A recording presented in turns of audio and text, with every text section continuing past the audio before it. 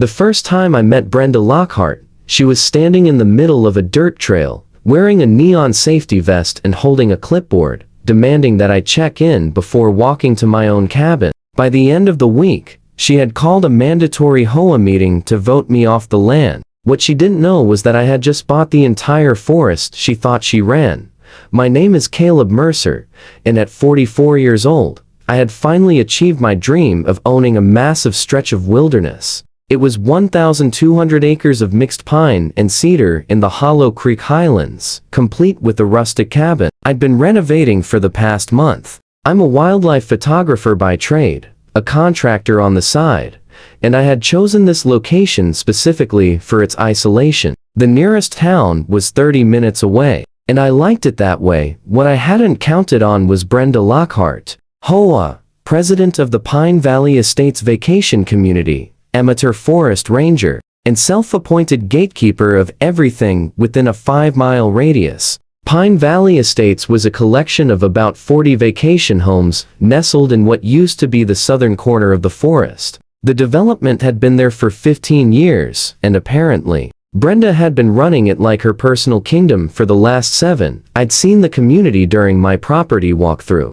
A neat little cluster of identical cabins with their HOA-approved brown paint and matching green shutters. They were technically my neighbors, though the nearest house was still a good half-mile from my cabin. The trouble started 3 days after I moved in. I was clearing some deadfall near my cabin when I heard the unmistakable sound of someone clearing their throat behind me. I turned to find a woman in her late 50s wearing what I can only describe as a park ranger costume she'd bought off the internet. She had a clipboard, a whistle around her neck, and an expression that suggested she had just caught me committing a federal crime. She announced in a shrill voice that I violated HOA Regulation 7.3, unauthorized forestry activities. I explained calmly that I wasn't part of any HOA, that this was my private property, and that I was simply cleaning up dead branches. She scoffed, and informed me that all properties in the Hollow Creek area fell under the Pine Valley Estates HOA jurisdiction. When I laughed at this claim, her face turned the color of a ripe tomato. She demanded to see my property deed and permit for tree removal. I told her, with barely concealed amusement, that I didn't need a permit to pick up sticks on my own land. She scribbled furiously on her clipboard and said I'd be hearing from the HOA board. I wished her a good day and went back to work, assuming that would be the end of it. I was wrong. Over the next week, I received 3 official-looking notices taped to trees along my driveway. The first was for the unauthorized removal of natural debris. The second was for altering trail aesthetics, which apparently meant I'd moved a fallen log off a path. The third, and this is where it got truly ridiculous, was for installing unapproved birdhouses. I'd put up exactly 2 birdhouses near my cabin, on my own property, for my own enjoyment. Each notice came with increasingly dramatic language about fines, legal action, and the immediate cessation of all activities. They were signed by Brenda Lockhart, president, with an official-looking HOA seal that I'm pretty sure she had made at a print shop. The letterhead listed her as president, secretary, treasurer, and compliance officer, which told me everything I needed to know about how this HOA operated. The situation escalated when I caught her on my property taking photos of my woodpile. I was inside making coffee when I saw her through the window, sneaking around like some sort of suburban spy, photographing my firewood stack from multiple angles. When I stepped outside to confront her, she claimed she was documenting evidence of unauthorized structure building. A woodpile, according to her interpretation of HOA bylaws, constituted an unapproved outdoor storage facility. I told her firmly to get off my property, or I'd call the sheriff. She huffed that the sheriff was a personal friend, and fully supported the HOA's efforts to maintain standards in the community. Then she handed me another notice, this one printed on pink paper, for what she called extreme urgency. It was a summons to appear before the HOA board at their next meeting to address my multiple violations. The meeting was scheduled for that Thursday at 7:00 p.m. in the Pine Valley Estates Community Center, which was really just a converted double-wide trailer with wood paneling and fluorescent lights. I decided to attend. But not for the reasons Brenda expected. I spent the 3 days before the meeting doing some research of my own. First, I drove to the county courthouse and pulled all the property records for the area. What I found was fascinating. The Pine Valley Estates HOA only had legal authority over the 43 properties within their development. Their jurisdiction ended at their property lines, which were clearly marked on the official survey maps. My property, all 1,200 acres of it, was completely separate and had never been part of any HOA agreement. But here's where it got interesting. I had the property lines professionally surveyed, paying extra for a rush job. The surveyor, a friendly guy named Dennis who'd been doing this for 30 years, found something that made him whistle low and shake his head. The Pine Valley Estates HOA had built 3 of its walking trails on my land, not just barely over the line, but in one case, nearly 300 yards into my property. The crown jewel of their trespassing was their community gazebo, a structure they had built 5 years ago for weddings and events. It was sitting pretty as you please, right in the middle of what was legally my forest. Dennis documented everything with GPS coordinates, official markers, and enough legal documentation to make any lawyer salivate. Thursday evening arrived, and I walked into that community center with the rolled-up survey map under my arm and a folder full of documents. The room was packed with about 30 residents, all shooting me curious or hostile looks. Brenda sat at a folding table at the front, flanked by 2 other board members who looked like they'd rather be anywhere else. She called the meeting to order with an actual gavel, which she banged with unnecessary force. She announced in her most officious voice that they were here to address the matter of Mr. Mercer's violations and his refusal to comply with HOA standards. Several residents nodded along, clearly used to this kind of theater. When she called me forward to defend myself, I stood slowly and walked to the front of the room. I could see the smug satisfaction on her face, probably imagining she was about to make an example of me. I asked calmly if I could share some documentation with the board. She waved her hand dismissively, saying I could present whatever excuses I wanted, but the violations were clear. That's when I unrolled the survey map, all 3 feet by 4 feet of it, and taped it to the wall behind her. The room went quiet as people leaned forward to see what I'd brought. I pulled out my laser pointer, a nice, dramatic touch I'd planned, and began my presentation. I explained patiently that I was Caleb Mercer, owner of 1,200 acres of forest surrounding Pine Valley Estates. I showed them exactly where my property lines were, highlighting them in green on the map. Then I showed them where their HOA property ended, marked in red. The gap between the two was substantial and undeniable.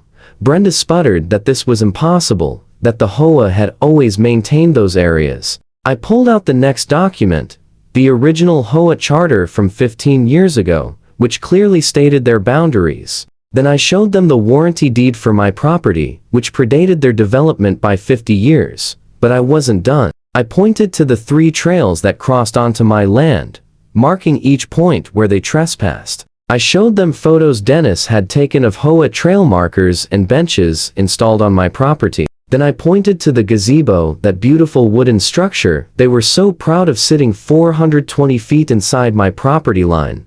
The room erupted. Residents were shouting questions. Brenda was banging her gavel, and the other board members were frantically flipping through their own documents. One man asked loudly how this could have happened. I explained that the previous owner of my land, an elderly woman who lived in another state, had never known about the encroachment. She'd inherited the land from her father and never visited. Brenda tried to argue about adverse possession and established use, throwing around legal terms she'd clearly Googled. That's when I pulled out my final document, a letter from my attorney, a brilliant woman named Patricia Sullivan who specialized in property law. The letter outlined in very clear terms that the HOA had been trespassing for years. That adverse possession didn't apply in this case due to the lack of open and notorious use requirements, and that I was prepared to take immediate legal action. I informed the room that, effective immediately, all HOA members were banned from my property.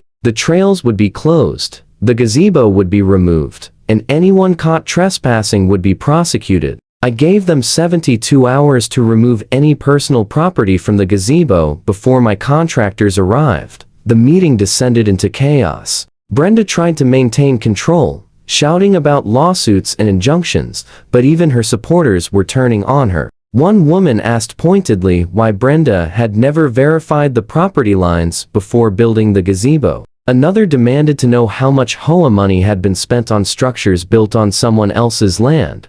I left while they were still arguing, but not before posting my first no trespassing sign right on the community center door, with a map showing exactly where my property began. It was petty, but after weeks of harassment, I felt entitled to a little theater of my own.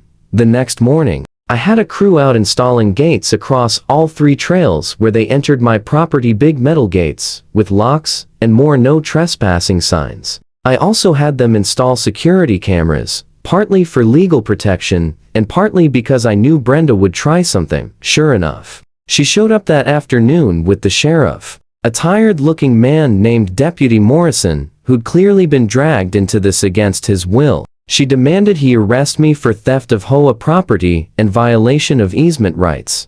Deputy Morrison looked at my documents, at the survey markers, and told Brenda in a weary voice that I was within my rights, and she needed to stop calling 911 for civil matters. The gazebo removal was scheduled for Monday. I hired a professional crew who specialized in structure relocation, giving the HOA the option to pay to have it moved to their property. They declined, probably because the quote was $18,000 instead. I had it carefully dismantled and the lumber stacked neatly at the property line for them to collect. Brenda made one last desperate attempt to stop me, filing an emergency injunction on Friday afternoon. The judge threw it out Monday morning, and according to the court clerk who called me later, he actually laughed when he read her claim that I was stealing community resources by enforcing my property rights. The Pine Valley Estates Facebook group, which I'd been monitoring for entertainment purposes, was in full meltdown mode. Posts ranged from fury at losing their hiking trails to demands for Brenda's resignation. Someone leaked that the HOA had spent $40,000 on trail improvements and the gazebo over the years, all on land they didn't own. The calls for accountability were getting louder by the hour.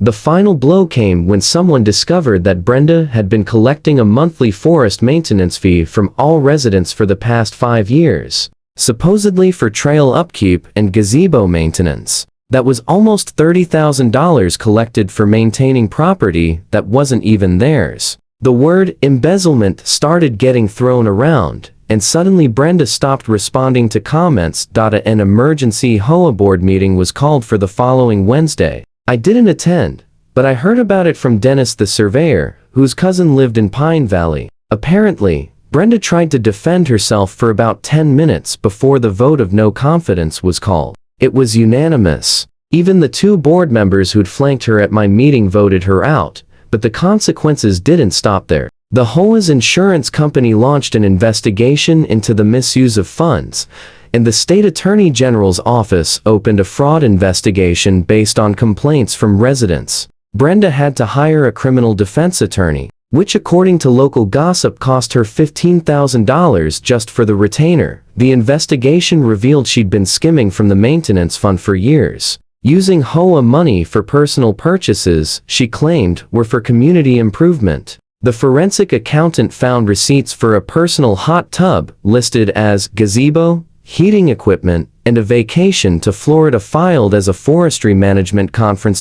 In the end, Brenda Lockhart was charged with embezzlement and fraud. She pleaded guilty to avoid jail time, but was sentenced to 5 years probation and ordered to pay restitution of $58,000 to the HOA. When the judge read the sentence, she collapsed into her chair and sobbed that her life was ruined all because of some stupid property lines.